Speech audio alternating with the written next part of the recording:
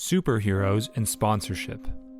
A reimagined New York City and a world where being a hero is a capitalized commodity.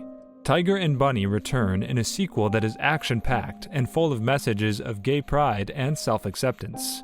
Hello and welcome to our channel. We have an exciting recap for you today, especially if you're a fan of the popular anime series Tiger and Bunny. Tiger, Bunny, and the rest of our beloved heroes return in this sequel to Tiger and Bunny: The Beginning. So let's get started. The movie opens by Apollon Media's new owner, Mark Schneider, having a meeting for the various divisions of the company. We shift to the second league, being miserable at being heroes. Even Tiger is dealing with his powers, as they only last 1 minute. Bunny is the only one being a hero and succeeding to catch criminals. In the next scene, there's a bank robbery, to which the first league responds immediately, and in a show of competence is able to take down the robbers. Later that day, Bunny and Tiger are discussing how badly the second league pays, and how the first league is on another level. Bunny is expressing his ambitious side and feels held back, whereas Tiger seems happy as long as they're helping people. Mark Schneider comes along and tells them he's going to promote them back to First League in an effort to save the company from bankruptcy. He asks to see Tiger privately afterward. We cut to an old woman feeding stray cats when there's a strange hum and the window panes of a building shatter. At the press conference to announce the return of a pair of heroes, Schneider reveals Barnaby to the public. But to the shock of Bunny and the First League, it's Goden Ryan, an arrogant newcomer who's being paired with Bunny.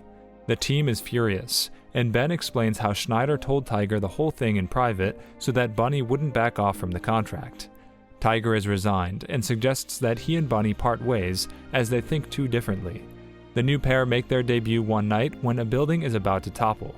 Goden Ryan uses his gravitational powers to save the day. The strange hum is heard again. We see Mark Schneider making anti-next statements in a meeting with Judge Petrov, along with a proposal to cut off the 7 sponsor companies. He asks for an approval and is told that the second league is being left out of the contract. In the next scene, Bunny visits an orphanage to make some donations and overhears a nun telling the children of the legend of the goddess. On a down night, the First League is sharing drinks and discussing how bad they feel about what happened to Mr. Tiger. Fire Emblem says they should be positive, like him. Meanwhile, also feeling sad for Tiger is his daughter. She calls Blue Rose for help. There's another unexplained eerie attack on the bridge. Bunny notices how these crimes seem like someone is recreating the legend of the goddess. Ryan dismisses the idea as a fairy tale, but the hum sounds again. Everyone rushes to figure out the source. They come across the guy responsible, but before they can confront him, he incapacitates them. The woman from the bridge also makes an appearance. Fire Emblem comes across a group of people who are unconscious and gets attacked by a sinister old man. There's a scene where we see Tiger working as a taxi driver to make ends meet. He picks up Mr. Lloyd's and they have a conversation where Tiger is optimistic that the second league will be reinstated and his days as a taxi driver are limited. Mr. Lloyd's unsympathetically tells him to accept the reality that the second league is never going to get back together. Meanwhile, the First League is trying to figure out what the new villains are after. Their producer, Agnes, suggests it could be a revolution.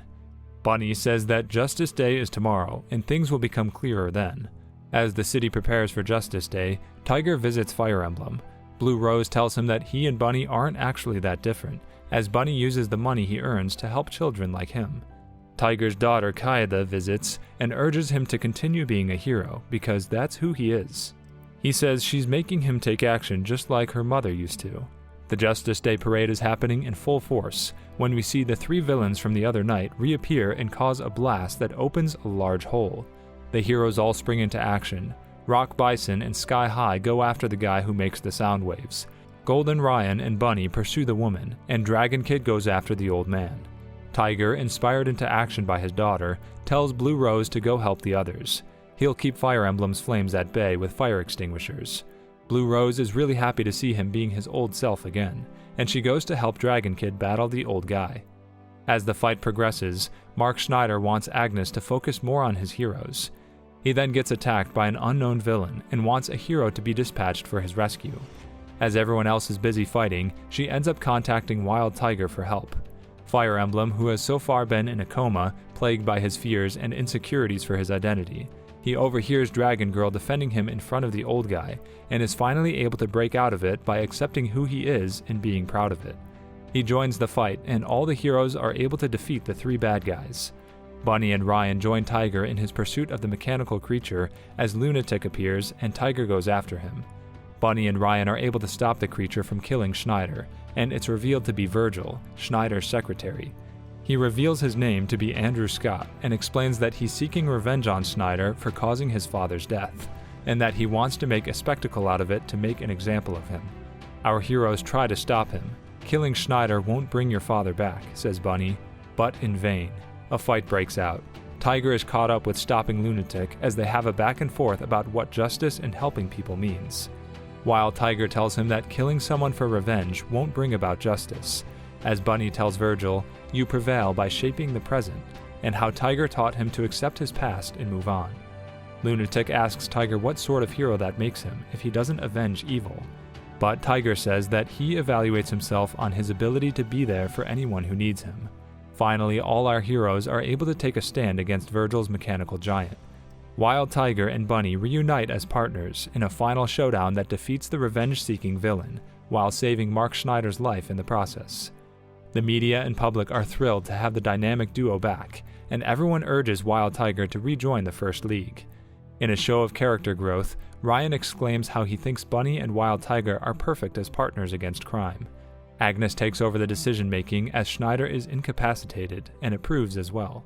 Tiger hesitates, but as the people begin to chant his name, he feels touched by their devotion. He asks Bunny if he's okay with his return, and Bunny smiles, saying it will give him a chance to stand out if Tiger is there with him. So that is all the time we had today, folks. I hope you enjoyed this video. Do not forget to subscribe to our channel, and do hit the bell icon to remain updated about all our future videos. See you all next time.